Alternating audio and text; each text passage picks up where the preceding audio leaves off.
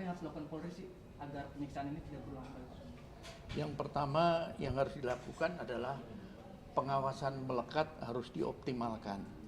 Karena para atasan langsung dari anggota ini, dialah yang harus membina, mengawasi, mengarahkan anggotanya. Sehingga kalau anggotanya melanggar, maka atasannya harus ikut bertanggung jawab, kena sanksinya. Ini penting. Karena dalam banyak kasus, anggota jalan sendiri, pimpinannya tidak mau tahu dan sebagainya. Itu satu. Yang kedua, kami melihat bahwa masih ada kelemahan-kelemahan untuk bisa memantau, mendeteksi terjadinya kekerasan, diantaranya tadi. Ruang pemeriksaan harus ada CCTV. Sehingga ketika membentak, melakukan pukulan, itu terekam. Dan itu mencegah anggota untuk melakukan, karena dia tahu ada CCTV. Kemudian berikutnya ketika di lapangan, ketika surveillance, menangkap orang dan sebagainya, sebaiknya pakai body camera. Pimpinan bisa monitor dari kantor pergerakan anggota, dan anggota sadar, oh saya dimonitor, maka tidak akan melakukan kekerasan. Inilah upaya-upaya yang bisa dilakukan dalam rangka mencegah. Dan ini kami dorong terus untuk bagaimana segera pengadaan body camera ini.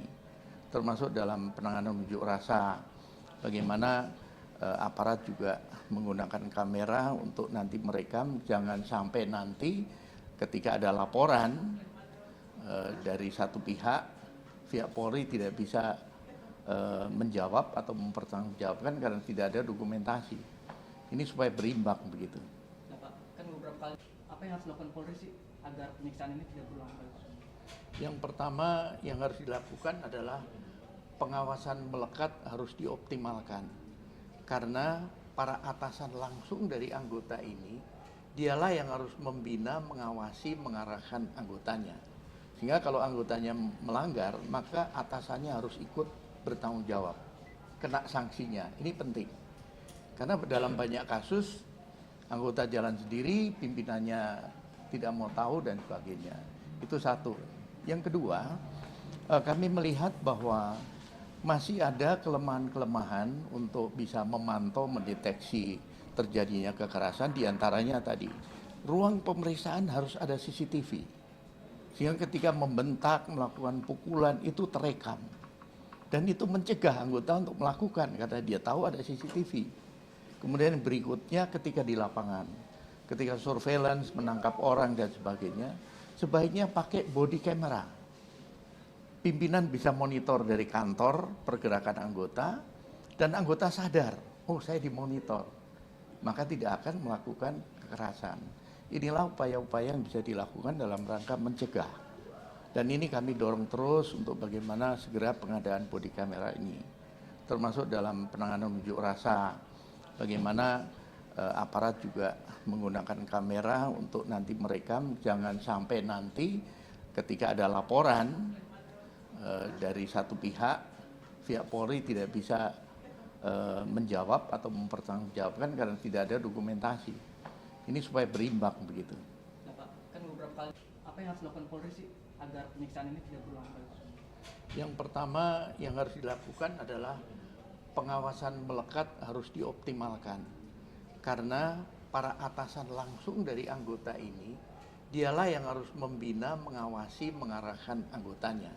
Sehingga kalau anggotanya melanggar, maka atasannya harus ikut bertanggung jawab, kena sanksinya. Ini penting.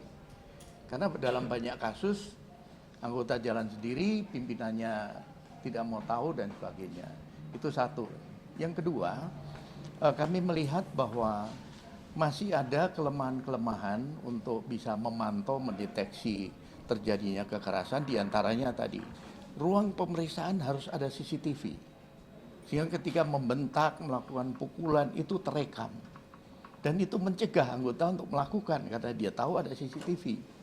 Kemudian berikutnya ketika di lapangan, ketika surveillance, menangkap orang dan sebagainya, sebaiknya pakai body camera.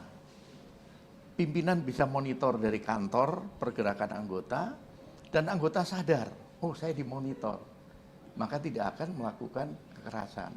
Inilah upaya-upaya yang bisa dilakukan dalam rangka mencegah. Dan ini kami dorong terus untuk bagaimana segera pengadaan body camera ini.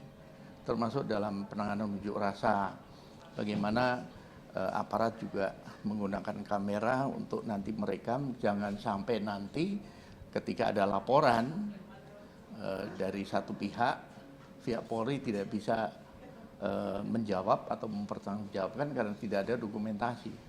Ini supaya berimbang begitu. Nah, Pak, kan beberapa kali apa yang harus dilakukan Polri sih agar penyiksaan ini tidak berulang kali? Yang pertama yang harus dilakukan adalah pengawasan melekat harus dioptimalkan. Karena para atasan langsung dari anggota ini, dialah yang harus membina, mengawasi, mengarahkan anggotanya. Sehingga kalau anggotanya melanggar, maka atasannya harus ikut bertanggung jawab, kena sanksinya. Ini penting. Karena dalam banyak kasus, anggota jalan sendiri, pimpinannya tidak mau tahu dan sebagainya. Itu satu. Yang kedua, kami melihat bahwa masih ada kelemahan-kelemahan untuk bisa memantau, mendeteksi terjadinya kekerasan, diantaranya tadi. Ruang pemeriksaan harus ada CCTV.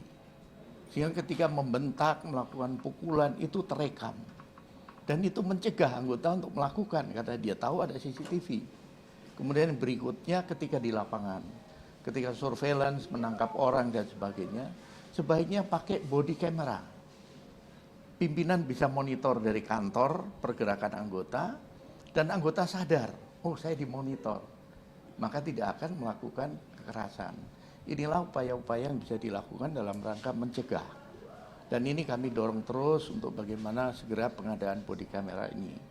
Termasuk dalam penanganan unjuk rasa, bagaimana aparat juga menggunakan kamera untuk nanti merekam, jangan sampai nanti ketika ada laporan dari satu pihak Polri tidak bisa menjawab atau mempertanggungjawabkan karena tidak ada dokumentasi. Ini supaya berimbang begitu.